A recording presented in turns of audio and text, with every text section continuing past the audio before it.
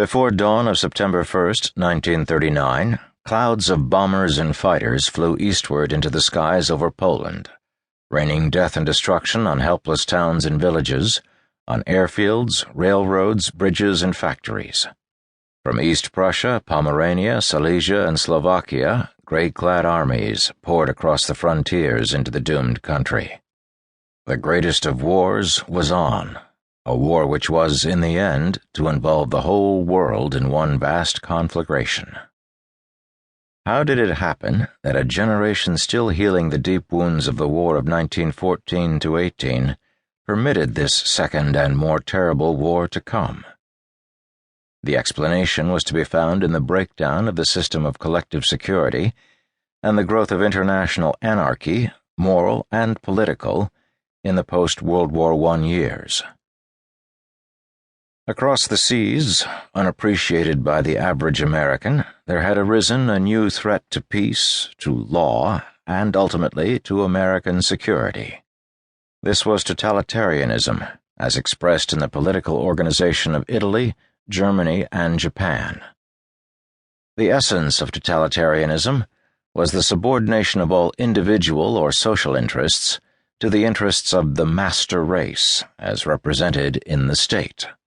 Its object, the division of the world into spheres of influence, each sphere to be controlled by a master nation. Its method, the ruthless use of force. Italy, under Benito Mussolini, had inaugurated the first totalitarian state in 1922. Adolf Hitler, who became Chancellor of Germany in 1933, improved greatly on the Italian model.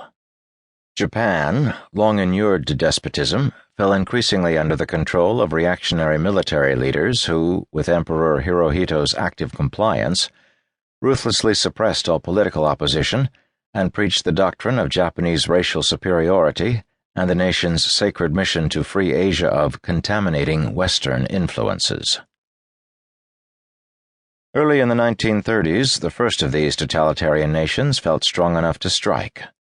Determined to establish its hegemony in the Far East, Japan invaded Manchuria in September 1931, crushed Chinese resistance, and a year later set up the puppet state of Manchukuo. The United States protested, and the League of Nations condemned the aggression, but Japan ignored the American protest, withdrew from the League, and prepared to extend its Asian conquests in order to end its economic dependence on white Western powers.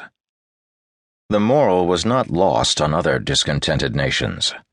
Throughout the 1920s, Germany had wrestled with the economic disorganization and social demoralization that followed its defeat in World War I, and the crisis was, by 1930, acute. German democracy seemed unable to cope with this crisis, but Adolf Hitler and his National Socialist, Nazi Party promised relief from economic ills, escape from the bondage of the Versailles Treaty, and the union of the entire German race under one strong government.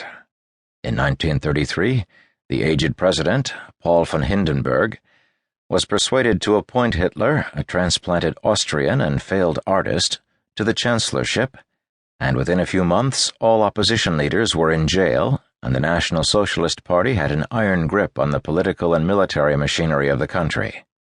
Hitler moved swiftly to consolidate his position and implement his promises. Determined to make Germany the greatest military power in the world, he contemptuously withdrew from both the Geneva Disarmament Conference and the League of Nations, and embarked upon a full-scale program of rearmament. And, as if to dramatize his dissociation from the moral standards of the Western world, he invoked the discredited doctrine of Aryan superiority to justify a reign of terror against the Jews. Meanwhile, Mussolini, the founder of fascism, thought the time was now ripe to re-establish the Roman Empire of ancient days. Ethiopia, which blocked the way from Italian Libya to Italian Somaliland, seemed an easy victim to start on. Early in 1935, Mussolini persuaded the slippery French premier, Pierre Laval, to consent to an Italian conquest of Ethiopia, and during the winter of 1935–36 that conquest was consummated. Haile Selassie, the Ethiopian emperor, appealed to the League of Nations, but he was powerless to stop Italy.